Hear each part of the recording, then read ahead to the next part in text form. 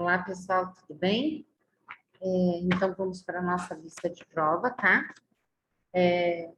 Eu até fiz uma confusão, não era bem essa prova que eu queria enviar para vocês, tá? Era uma outra que eu estava reformulando, mas, assim, aparece umas bancas aqui e acabaram acontecendo que eu acabei trocando o arquivo, tá? Era até uma avaliação um pouquinho mais simples que eu tinha mandado para vocês, né? Mas vamos lá. A gente vai passar a lista de prova e eu vou dar uma olhadinha qual foi, então, o desempenho de vocês em relação a essa prova que foi enviada, tá? Vou compartilhar agora. Acredito que ela não estava assim tão complicada não, tá, gente? Deixa eu ver se é essa aqui que eu quero. Acho que é esse gabarito aqui, tá? Então, olha, essa foi a prova enviada para vocês, tá? Onde a gente, então, coloca aqui na primeira questão, aqui está só o gabarito das provas, das avaliações objetivas, tá, pessoal? Porque daí as outras eu corrijo direto na questão de vocês da prova, tá?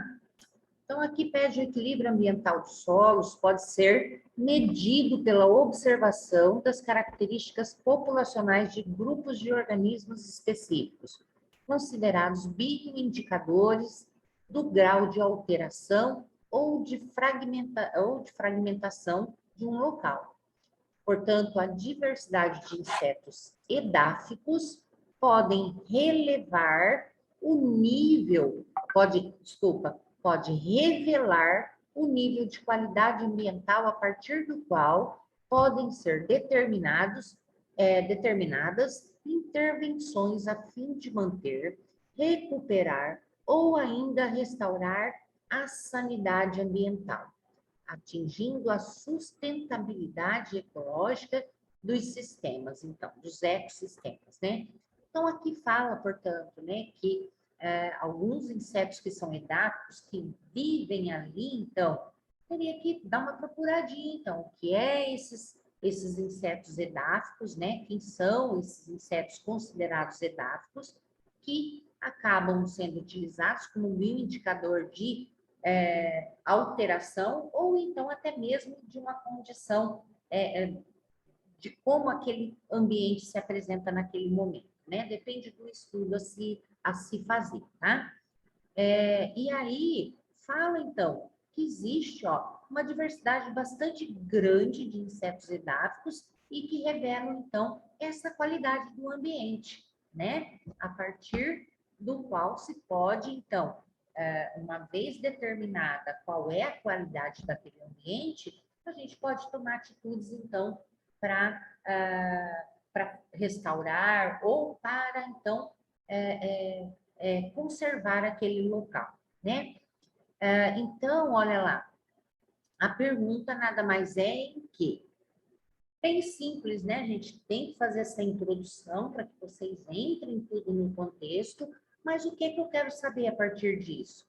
Em qual parte do perfil do solo ocorre o maior número de diversidade de organismos da fauna edáfica, né? Edáfica é o que fica mais acima do solo, né? E por que, então? Era aqui uma questão realmente de ir fazer uma pesquisa, tá, pessoal? Então, uma vez que nós fizemos tudo isso, vimos a respeito de insetos, né? O modo de vida, anatomia interna, né? Anatomia externa, fisiologia e tudo mais, e falamos, né, de algumas características aí utilizáveis, né? Principalmente em relação à qualidade de ambientes que eles podem nos fornecer isso. Então, nada mais do que jogar aí realmente uma pesquisinha em forma de pergunta para vocês, tá? Então, era em qual parte do perfil, então, a gente encontra uma maior diversidade de organismo dessa fauna edáfica, então, tá? E por que é nesse local? Então, não sei ainda, não acabei de corrigir as provas de vocês, tá? Que a gente vai por ordem de como a gente fez a aplicação das provas, das turmas que a gente tem, né? Então, ainda não terminei. Mas hoje à noite ainda, a notinha de vocês pode ser que já esteja lá no sistema. Então, a resposta era na superfície e abaixo do solo, né? Então, esses é onde a gente encontra uma grande diversidade de organismos edáficos, tá? Então, uma vez que neste local está o quê? Disponível a maior parte de matéria orgânica. Por isso, então, é que existe uma grande diversidade de organismos nestes locais, então, tá? Ainda, olha lá, ó, alteram a natureza e distribuição da matéria orgânica, isso é papel, então, desses insetos edáficos, tá? Bem como atuam na construção de galerias subterrâneas. Nós estamos falando de quem? Formigas, cupins, estamos falando de algumas larvas de alguns insetos, né? E que tem um tempo de vida bastante grande, tá? Então, nós estamos falando aí de diversos insetos, então, né? E de várias espécies. E modificam o quê? Textura do solo, gente. Consequentemente, eles influenciam na fertilização do solo também. Se eles estão levando, fazendo esses canais, tudo isso pode o quê? Levar mais oxigênio, nitrogênio também acaba entrando junto, matéria orgânica, né? Nós temos água sendo melhor, tendo uma maior infiltração, então, uma vez que esse solo está aerado também, tá? Envolvidos também no processo de ciclagem de nutrientes, que foi o que eu disse agora, né? Além de quê? Dispersão de sementes. Então, muitos insetos também vão ter, assim, formigas, né? E outros têm costume de, às vezes, de carregar, então, essas sementes, às vezes largam no meio do caminho, abandonam. Então, eles acabam dispersando, deixando em alguns locais e contribuindo para que essas sementes, então, germinem e se transformem em outros vegetais, né? Cresçam em outros vegetais e longe de onde originou ali a mãe, tá?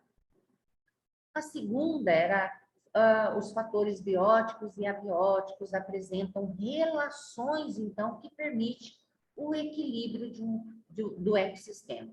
Um ecossistema pode ser tanto de uma floresta como um pequeno aquário, né? Então, o ecossistema é aquele ambiente em que acomoda uma população ali, uma comunidade, né?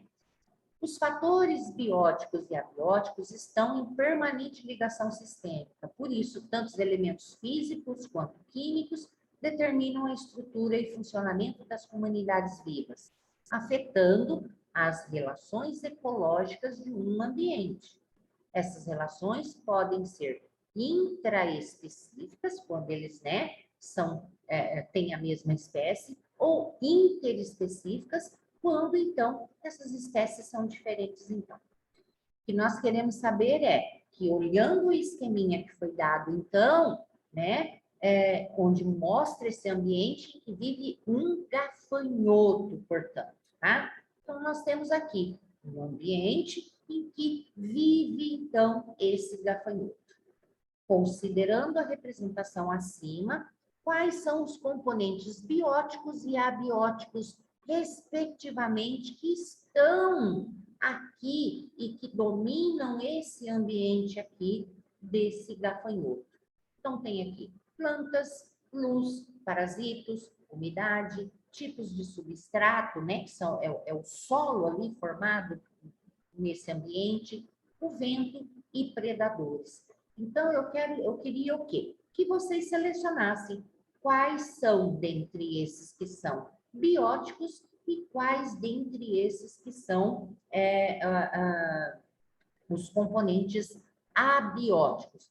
Bióticos é tudo aquele que faz parte, que tem vida. Abiótico é aquele que não, independente disso.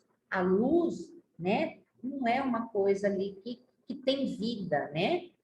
A umidade, o tipo de substrato, o vento. Enquanto que bióticos, é claro, as plantas, os predadores, é lógico, e parasitos, então, tá? Então, bem tranquilinho essa questão essa resposta da 2, tá? Aqui, gente, é que eu cometi um errinho nessa questão. Eu não tinha terminado de produzir ela, tá? E ela acabou indo dessa forma. Eu garanto que vocês devem ter me xingado até, né? Por quê? Tá, ali eu estou pedindo aqui. No que concerne a técnicas de coleta e de preparo de material entomológico realizado por você, responda. A qual ordem pertence seu exemplar? Vocês fizeram uma caixa, né? E tem vários exemplares, tá? Então, eu deveria ter especificado alguma coisa. Então, eu vou fazer uma análise da resposta de vocês em relação a isso aqui, tá? Mas nada, é lógico, que vá prejudicar vocês, tá, gente? Ou qualquer coisa, depois que eu enviar a nota de vocês, se vocês quiserem, a gente anula, cancela essa questão e a gente distribui o valor dessa questão, então, para outras questões, tá? Feromônios, tá? Então, outra questão é apresentada aí, explicando o que são esses feromônios, né? Que são substâncias, então, que são excretadas por diversos animais e por diversos seres vivos e que os insetos também possuem feromônios, na verdade. E esses feromônios, eles são aí tem características distintas, né? Ou seja, ali para reunir, né? Para achar parceiros, né? Enfim, para reprodução, né? Um monte, uma infinidade, para mostrar um caminho para chegar até o alimento. Então, existem hormônios aí e que cada um deles existe uma linguagem, né? Que vai decifrar, então, que decifra cada um desses tipos de hormônios.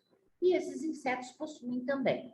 Então, assim, as formigas lava-pé não irão entender a linguagem, olha lá, né? Então, cada espécie tem o seu tipo de feromônio, cada um deles quer dizer uma coisa. Então, formigas lava-pé não irão entender a linguagem das formigas limão e vice-versa, tá? Porque são espécies diferentes. Muito menos uma abelha entenderá a linguagem de um marimbondo ou de uma barata. Cada espécie possui o seu próprio código de comunicação baseado nas diferenças estruturais que esses compostos aí que os feromônios possuem, né? Então, desse modo, é correto afirmar quanto à linguagem química dos insetos, exceto. Então, já temos aqui a primeira, exceto esta afirmação, não faz parte, então, do que compõe a linguagem, então, dos insetos. Primeiro feromônio do inseto isolado, né, e identificado foi a barata periplaneta americana em 1859 pelo pesquisador alemão chamado Butenandt, tá? É um nome bem diferente, né? Então, aqui a gente queria o quê? Desse modo, é correto afirmar quanto à linguagem química dos insetos, exceto, é claro que eu vou extrair isso aqui, gente, tá? Por quê? Porque ele só está dando uma informação que feromônio foi isolado, né? Dessa barata. Mas não está falando nada em relação à linguagem química, enquanto que os outros sim. O feromônio de ataque é utilizado normalmente, né, para avisar outros insetos babá. O primeiro feromônio do inseto isolado identificado foi da mariposa, esse aqui correto, e esse não está correto porque o primeiro foi da bombix. Essas informações aqui, gente, olha, principalmente essa daqui, estava num arquivo que eu enviei para vocês, tá? Então, todas essas estão corretas ao contrário dessa aqui, o isolamento foi feito aqui na Bombix e as outras informações também estão corretas, né? Então, essa era uma informação a respeito de identificação, né, de feromônio, e que o primeiro tinha sido a barata e não a Bombix. Então, aqui é a A, tá? Depois eu foco de novo lá o gabarito. Aqui, olha, é para ler essa musiquinha. Quem não conhece ela, tá? Então, é uma musiquinha do cantor Giliardi, em que ele fala: a pulga e o percevejo fizeram combinação, fizeram uma serenata debaixo do meu colchão. A pulga toca banjo, o percevejo violão, e o danado do piolho também toca rabecão. Torce e retorce, procuro, mas não vejo, não sei se era pulga ou se era percevejo.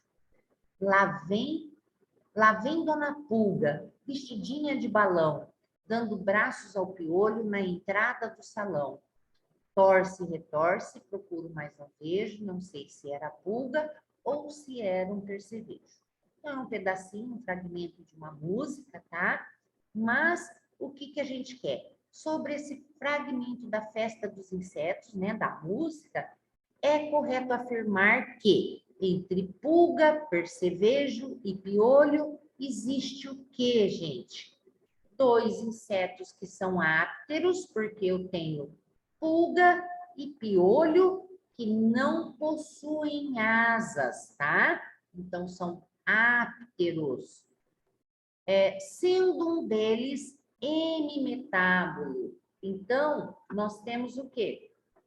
Nós temos um desses insetos que é hemimetábulo, não tem a metamorfose completa, né? Ovo, larva, ninfa e depois o adulto. Nós temos, então, saindo do ovo, uma ninfa e logo, então, nós temos o quê? O adulto. Então, quem que tem esse sistema de desculpa, de crescimento, né, de desenvolvimento, é o percevejo. Então, tá aqui. E um inseto tetráptero. Isso um inseto tetráptero, que é o quê? Hemimetábulo. Desculpa, gente, aqui não é hemimetábulo, é holometábulo. Então, que passa por... como é que fala? Por ovo, larva, pupa, né? Então, nós temos aqui, né, desculpa, a pulga, tá? E o inseto tetráptero é o percevejo, porque tem 4 asas, e é hemimetábulo porque passa por metamorfose incompleta, tá? Sendo que a pulga pertence à ordem Siphonatra, tá certo? Então, todas as informações da letra A está certo. As outras começam certo, 2 insetos ápteros, está certo? Holometábulo não, porque um deles não é holometábulo, tá? Inseto tetráptero ametábulo, ó, já sem a metamorfose. Então, não existe, né? Não tem aqui. Todos eles passam, pelo menos, por hemimetabolia, tá? Então, aí a gente vai retirando. E aqui, olha, vamos ver, tem erros em todos eles. Insetos tetrápteros, nem todos eles são, né? Somente o percevejo, os outros não têm, tá? Insetos ápteros, 2, né? Sendo um deles ametábulo, não. Passa, sim, por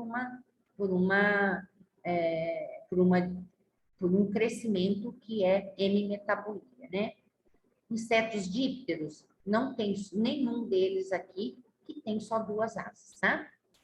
A 6, aqui falando um pouco de organização colonial, tá? Em vários filos, e também temos também ocorrendo nos insetos, né? E tudo isso aí é uma condição que portanto, geralmente descrita como uma organização social. Está lá no livro de zoologia. Sobre insetos sociais, A alternativa que não apresenta informação correta acerca do tipo de organização então aí teria que procurar e olhar tudo certinho, tá? A nossa resposta aqui é a resposta E, porque ela está corretíssima, porque no processo de eclosão da abelha apis mellifera, uma nova rainha executa somente um voo nupcial, durante os quais ocorre a cópula com machos. Vários machos inseminam essa rainha, tá? E corretíssimo até aqui. E ela faz o quê? Ela guarda, ela acumula todos esses espermatozoides suficientes para quê, gente? Para durar até a próxima cópula. Então, ela é multiplamente fertilizada por vários angões durante esse voo nupcial. E ela guarda. E aos poucos ela vai, então, inseminando esses ovos, né? O macho sobrevive após a cópula, mas os seus órgãos reprodutores literalmente explodem no interior da fêmea, tornando-o estéril. Uma nova rainha também pode partir com algumas operárias em um pós-enxame. Existe isso. Quando muitas vezes, né, essa colmeia está muito cheia, né? Então, tem sim, existe um voo em que haverá, né, dentro dessa colmeia velha, o crescimento de várias crias que podem se tornar rainhas. Elas são chamadas de princesas, tá? Então, essas princesas vai ter um momento que elas vão, então, sair para um voo e vai levar alguns em enxame, né, daquela colmeia velha, vai levar para formar um enxame novo, então, tá? Deixando as operárias restantes para outra rainha ainda em desenvolvimento ou que vai tomar lugar da rainha que estava lá antes, tá? Sobre o manejo integrado de pragas, né, que a gente viu então, que é o MIP, assinale a alternativa correta. No MIP existe uma preocupação em se utilizar agrotóxico apenas quando a população de praga atingir um dano econômico. Correto, porque é o último passo a se utilizar, será esse, quando então, na tomada, então, que a gente tem do quanto de insetos eu estou tendo ali na minha produção, é que eu vou fazer, então, essa tomada de decisão, né? Que inicia-se por alguns procedimentos menos, então, invasivos, né? Porque eu posso controlar muito bem, né? Essas pragas, mas se eu já chego nas primeiras vistorias, né? Nesse primeiro acompanhamento que eu estou fazendo, ou nesse monitoramento que eu estou fazendo, se eu vejo que já está em grande quantidade, aí sim, somente nesse momento é que os agrotóxicos serão usados. Se não, né, o MIP tem extrema preocupação, sim, em utilizar agrotóxico, porque ele, acima de tudo, ele deseja, então, manter esse ambiente saudável, né? Então, vai utilizar somente quando populações de praga atingir um dano econômico, em que perdas de produção gerem prejuízos econômicos significativos, diminuindo a contaminação do ambiente com tais produtos. E vocês, acho que com certeza chegaram bem rápido, que tem lá no nosso arquivo, que a gente fez a aula e frisou bastante isso também, né? A outra questão, a 8, o manejo integrado de pragas também é uma metodologia que entrega todos os procedimentos aceitáveis, desde o ponto de vista econômico, que isso é muito importante, ninguém quer gastar muito, o ecológico e também o toxicológico. Tudo isso está na visão, né, do MIP, né? Da melhor forma possível. Os fatores desculpa, eu pulei aqui, toxicológico para manter as populações de organismos nocivos abaixo dos níveis economicamente aceitáveis, aproveitando da melhor forma possível os fatores naturais que limitam a propagação de referidos organismos. Nesse sentido, é correto afirmar que, resposta certa, ó, o manejo integrado de pragas no manejo integrado de pragas, um organismo só é considerado praga quando causa danos econômicos, ecológicos, ambientais e sociais. Sociais não precisa estar aqui, então está errado. Nível de dano econômico correspondente à densidade, isso, a quantidade daquelas populações que estão lá, né? Na qual causa prejuízo de igual valor ao custo do seu controle. Exatamente. Se esse prejuízo for maior, então, né, gente, é essa aqui. Aqui falando de espécies fitófagas encontradas. Deixa eu ver aqui. Espécies fitófagas encontradas nos agroecossistemas são classificadas como organismos não praga? De jeito nenhum. Nós temos fitófagas, sim, elas sugam seiva. A maioria das pragas vão para isso, né? Retirar essa seiva do alimento. Controle de pragas por comportamento é feito por meio de esterilização híbrida, que modifica o comportamento da praga, não é, muitas vezes nem é o comportamento, né? Vai se mudar outras categorias aí dos insetos. Uso de fungicida após a colheita, não se usa nada após colheita, gente, então já estava errado aqui, né? Muitos dípteros desenvolvem importante papel econômico, especialmente como inimigos naturais de vários organismos. Certas espécies têm grande importância econômica, forense, médica e veterinária. Quais são as características que identificam insetos da ordem díptera, né? Falo quais são eles, que fazem aí. Então, quais as características desses insetos? Dos mosquitos, moscas, pernilongos. Então, é procurar aqui. Parelha bucal. Normalmente, os mosquitos têm o quê? Sugador labial, né? Então, sugador labial nos adultos, desenvolvimento por holometabolia, porque é ovo, é larva, e às vezes muitas larvas, né, de diversos instares. E depois a gente tem a pupa, e depois a gente tem, então, o adulto. Então, holometabolia. Um par de asas? Sim, por isso que eles são dípteros.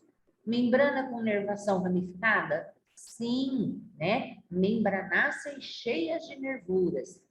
E um par de asas posteriores atrofiada? Sim, lembra que eu falava que tem os balancins, né? Que são asas degeneradas que não são utilizadas para o bater, né? Para o voo batido desses insetos.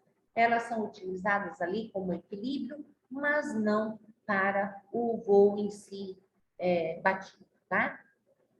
Aí aqui, ó, bucal mastigador, não temos mosca mastigador. Aqui, ó, talvez poderia ter, ele é sugador labial, né, nos adultos, poderia ter picador sugador, né, colocado aqui. Bucal sugador labial, tetraqueta, canal de sucção de saliva, tá, estiletes mandibulares, hemimetabolia, já está mentindo aqui, olha, a gente tem uma informação bastante correta aqui, né, em alguns momentos, mas chega aqui, essa informação já erra, tá? Aparelho bucal triturador? Não temos. Triturador, ele precisa mastigar. Os mosquitos, então, sugam, né? Ou então, lambem, tá? Então, a letra B da 9. A 10, assinale a alternativa em que o nome científico do inseto praga está grafado, isso é, está escrito corretamente, conforme determina as regras, então, do Código Internacional de Nomenclatura Zoológica. A gente vem dando, né, como é a escrita né, essa nomenclatura zoológica para vocês, desde Zoologia dos Invertebrados 1. Que a gente fala que o nome de uma espécie tem que conter o nome, então, do gênero e mais a espécie, o epíteto, né? Que quer dizer a espécie. E como deve ser escrito? Deve ser escrito, deve ser um nome latinizado, aqui todos eles estão, né? São latins, mas devem estar escritos de que forma? Em itálico, ou então em negrito, ou então sublinhado. Então, eu vou ter que procurar quem é que está em itálico aqui. Esse está, esse não, esse está, esse não também, esse está e esse não está. Então, eu tinha duas alternativas já nessa questão de escrita correta, que é a Ceratis captata, né? E aqui a gente tem cicloneda sanguínea. Mas tem alguma coisa errada aqui. Por que que não foi essa aqui de cima, gente? Porque a nomenclatura zoológica, ela também, ela poderia ter escrito somente até aqui, tá? Mas muitas vezes, quando a gente vai descrever, a gente pode pôr o descobridor, com a data que foi descoberta, então, essa espécie. E quem é que descobriu essa daqui? Foi o Idman, 1824. E aqui da cicloneda foi o Linnaeus, em 1763. Por que que essa está correta e essa não está correta? Por quê? Por causa de uma simples coisinha, gente. O nome e a data também estão em itálico. Nunca é em itálico o nome, então, desse descobridor e muito menos o ano, tá? Então, o nome do gênero e da espécie estão corretas e aqui então, do identificador, do descobridor dessa espécie, que é Linnaeus, tem que ir, então, sem itálico, então, tá, gente? Então, aqui está a resposta correta, tá bom? Aqui, olha, é a D, estava certo lá? É a D, tá? Bem certinho. Então, esse aqui é o gabarito, então, dessas questões, então, que eram objetivas para vocês, tá? E depois aí você escorre aí em relação a essa que é, então, a dissertativa, né? Vamos ver o que vocês escreveram para mim. Quem mais se aproximar, ótimo. E aqui, essa daqui, então, tá? E essas três, então, eu vou rever. E para quem fez a prova, a gente vai ficar entrando em contato, então, para a gente decidir isso, ok? Qualquer dúvida, a gente fala comigo, então, tá? Obrigada, pessoal. Tá? Até mais. E boa prova. Com certeza todo mundo aí já está bem tranquilo, né? Para poder descansar, ter esse descanso merecido, tá bom? Vou interromper aqui. Qualquer dúvida, é só mandar um oizinho para mim que a gente conversa, tá? Um abração para todos. Beijo.